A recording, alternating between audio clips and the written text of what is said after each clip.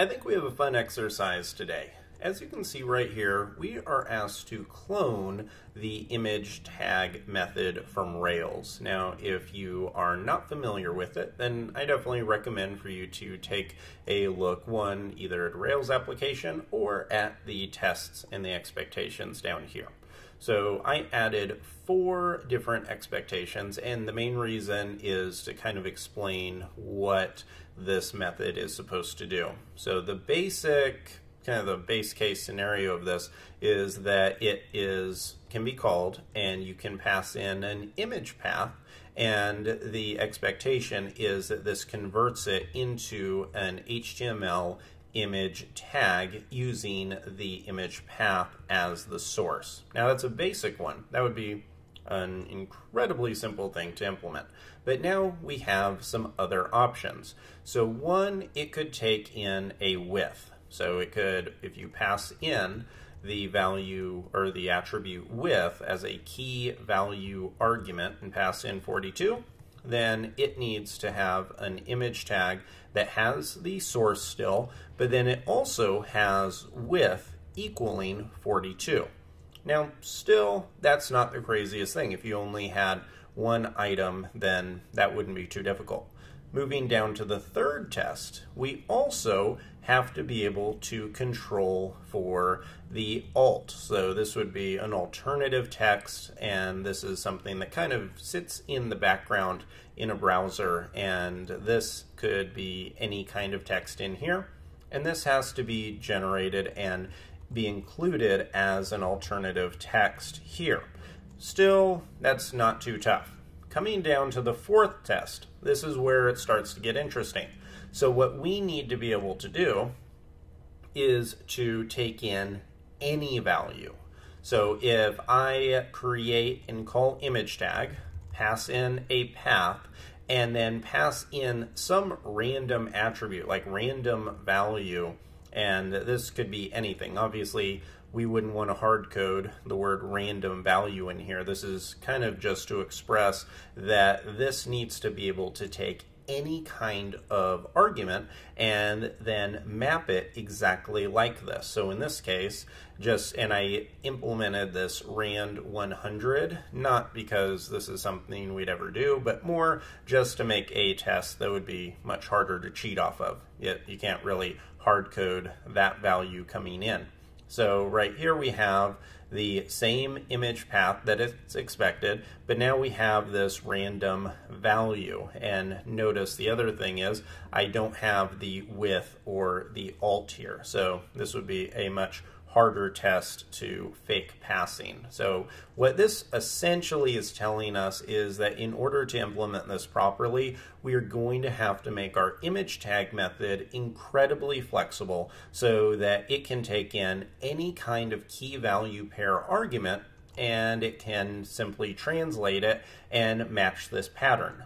Thankfully, you can see that the pattern we have to match is identical. It is the name of the attribute, followed by the equals, followed by whatever value is passed in as the key. So in this case, it's just this random variable.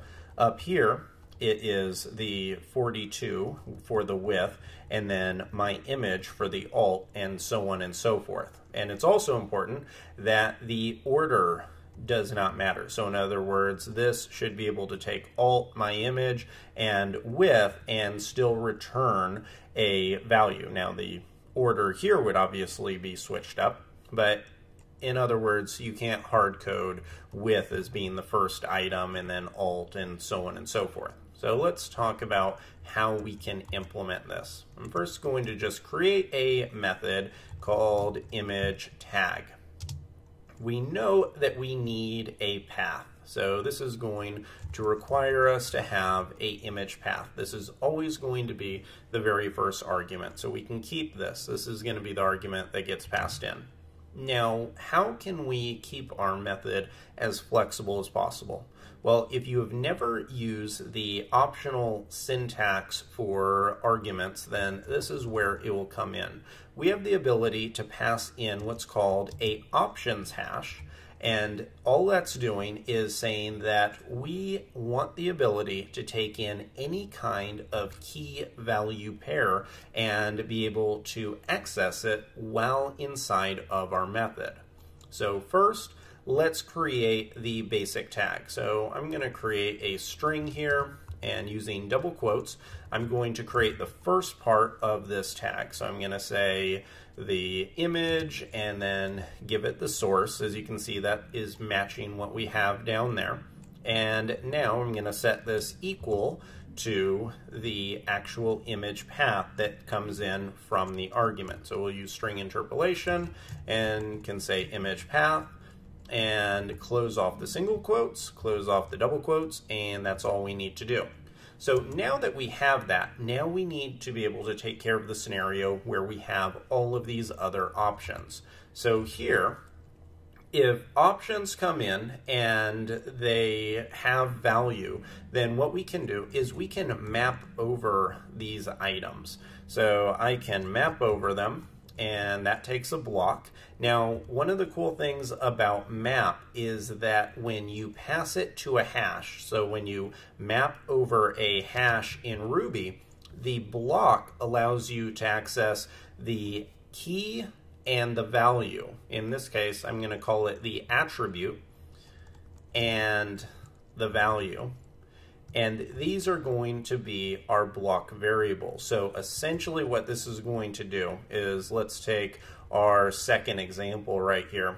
It's going to take this optional argument of width, and it's going to assign the key right here, which is width, to the adder block variable, and then it's going to take 42 and assign it up here to the value. And so from here, all we have to do is append whatever we want to the end of the string. So here I can pipe in, using the double shovel operator, I can pipe in the key and the value. So I'm going to give it a space, followed by using some string interpolation by saying adder and then equals, and then inside of single quotes, then I'm going to use the string interpolation for the value, close it off with a single quote, close that off with double quotes, and then we can close off the block entirely with the curly brace.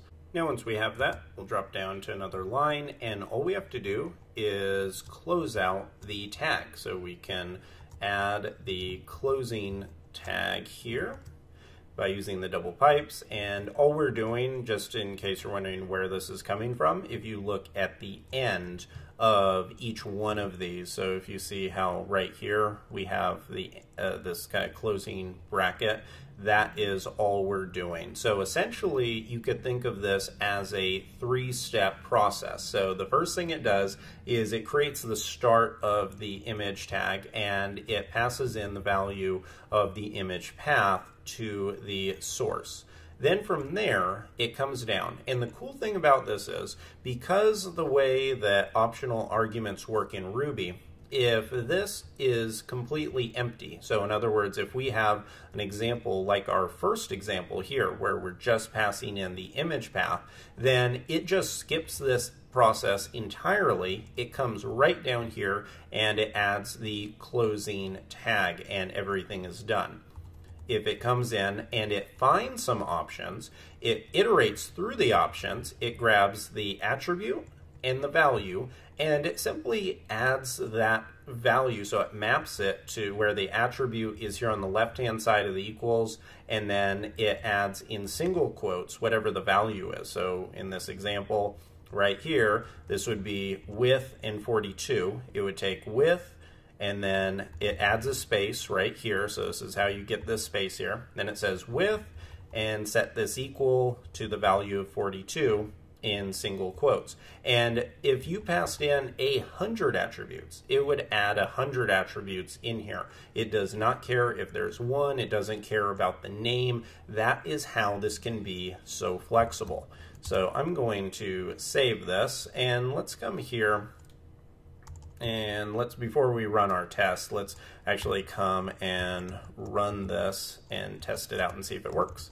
So I'm going to call the image tag, and let's pass in the image path first and see if this works. So this should give us just the regular image tag by itself. And coming down to the bottom of the page, you can see that yes, that worked perfectly. Now if I have the image path, and let's say this time I pass in height, which is one that wasn't in any of the tests, and I say the height is 500, if I run this, this should generate a height of 500. Oh, and it looks like I had a little bit of a syntax error. And it's because I think I ended up with, yes, I gave one too many parentheses. There we go.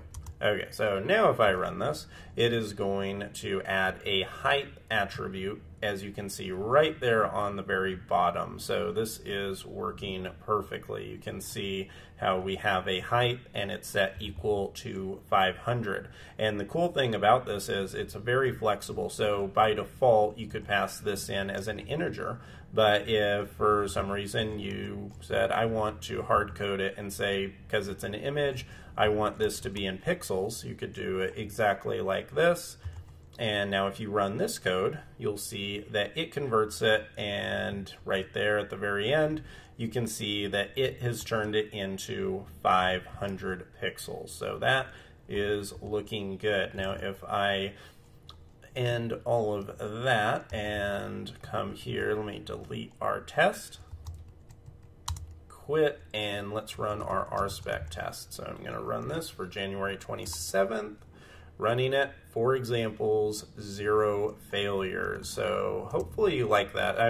Lately I've been on a little bit of a view helper kind of kick in Ruby. I find it fascinating just how straightforward it is to be able to take text, take strings, to be able to manipulate them so that they can work in HTML pages, so you can slide text in, so you can slide dynamic data in. It's something that I definitely enjoy doing, and I hope you do as well. So great job if you went through that. You now know how to clone the basic functionality of the Rails image tag method.